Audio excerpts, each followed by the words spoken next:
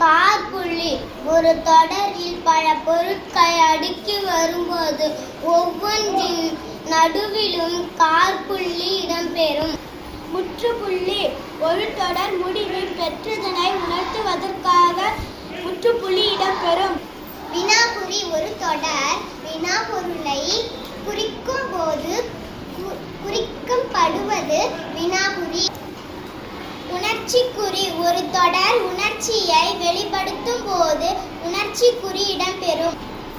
இரட்டை மேற்கோள் குறி ஒரு தொடரில் ஒருவர் கூறியதை நேர்கூற்றாக கூறும்போதும் ஒரு தொடரை மேற்கோளாக பயன்படுத்தும் போதும் இடம்பெறும்.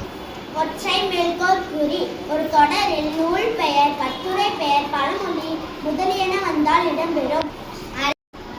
ஓர் எழுவாய் பல பயனிலைகளை பெற்று வரும்போது ஒவ்வொரு பயனிலையின் இறுதியிலும் அரைப்புள்ளி